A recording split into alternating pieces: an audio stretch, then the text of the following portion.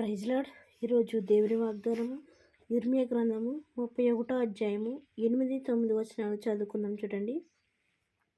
ఉత్తర దేశంలో నుండి నేను వారిని రప్పించుచున్నాను. గుడ్డి వారినేమి, కుంటి వారినేమి, గర్భిణీ స్త్రీలనేమి, ప్రసవించు స్త్రీలనేమి, బూది గంతముల నుండి అందరినీ సమకూర్చుచున్నాను.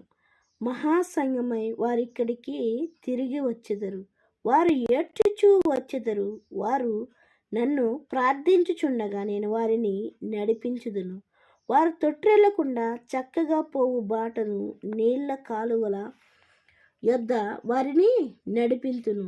ఇశ్రాయేలుకు నేను తండ్రిని కానా? ఎఫ్రాయిము నా జ్యేష్ఠ కుమారుడు కాడా? జనులారా, యెహోవా మాట వినుడి. దూరమైన దీపంలోని వారికి దానిని ప్రకటింపుడి. ఇశ్రాయేలు చెదరగొట్టినవాడు వాని సమకూర్చి గొర్రెల కాపరి తమ మందను కాపాడునని తెలియజేయుడి. ఇక్కడ ఎక్కడి నుంచి బయలుదేరారంటే అండి, ఉత్తర దేశం నుంచి బయలుదేరారంట. ఇశ్రాయేలీలు బయలుదేరి వస్తున్నారంట.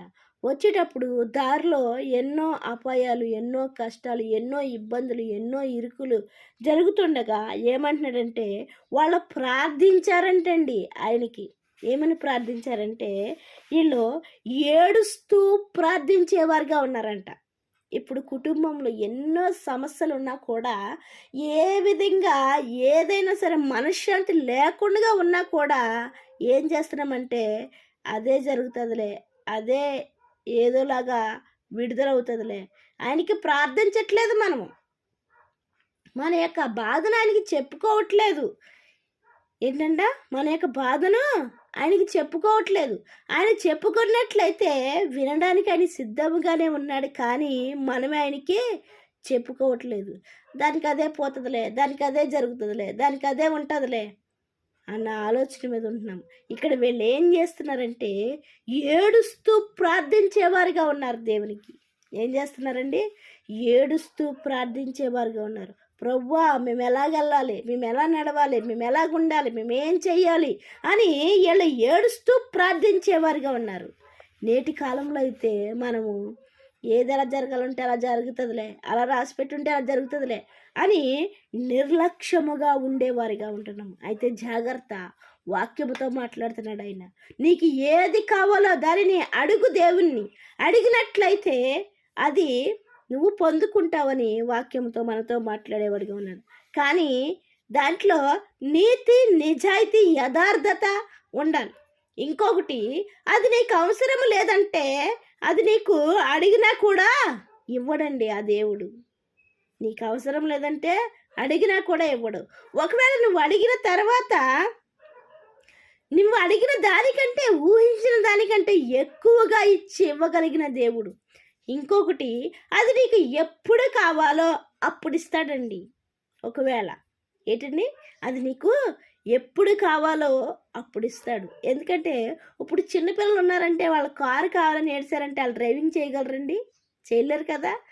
అందుకు వాళ్ళు ప్రార్థిస్తూ ఉంటూ వాళ్ళు పెద్దవాళ్ళు అయిన తర్వాత ఇచ్చేవాడిగా ఉంటాడు. ఆ విధంగా మనకి ఏది కావాలో, ఎప్పుడు కావాలో, ఎలా కావాలో, ఏం కావాలో అది మనం అడిగినట్లయితే దాని యొక్క సమయానికి తగ్గట్టు, దాని యొక్క పనికి తగ్గట్టు ఇచ్చేవాడిగా ఉంటాడు. ఇక్కడ ఏం చెప్తున్నాడు, వాళ్ళు ఏడుస్తూ ప్రార్థించారంట. ప్రార్థిస్తే ఆయన ఏం చేస్తున్నాడు, వారు ఏడుస్తూ ప్రార్థించెను. వారు నన్ను ప్రార్థించగా నేను వారిని నడిపించుదును. వారు తొట్రెళ్లకుండా చక్కగా పోవు బాటను, నీళ్ల కాలువల యొద్దను వారిని నడిపించుదును అంటున్నాడు. ఇంకా ఏమంటున్నాడు, ఇశ్రాయేలుకు నేను తండ్రిని కానా? నిజమే కదండి, మనకందరికీ తండ్రి ఆయనే. ఈ లోకంలో ఉన్న తండ్రి లెక్కలేదండి. ఎందుకంటే ఈ లోకంలో ఒక 50 సంవత్సరాలు మాత్రమే మనము జీవించగలం, లేదంటే ఒక 70 సంవత్సరాలు. ఈ 70 సంవత్సరాల జీవితానికి ఈ లోకంలో ఉన్న తండ్రి శాశ్వతం కాదండి, నువ్వే శాశ్వతము. పరలోకంలో ఉన్న తండ్రే మనకే శాశ్వతము. ఎందుకంటే యుగ యుగాలు అక్కడ జీవించాలి, మనం ఇక్కడ కాదు. ఎక్కడ జీవించాలి? యుగ యుగాలు అక్కడ జీవించాలి.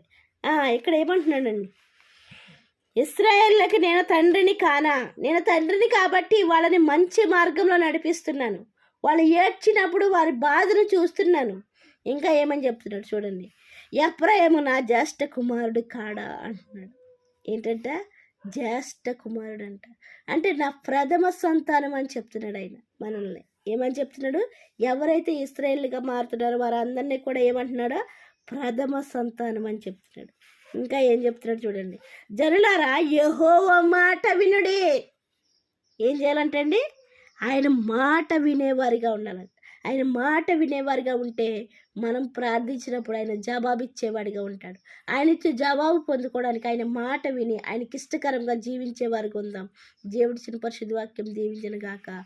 వాక్య పరిచర్యలో మీ సహోదరి. ఆమేన్.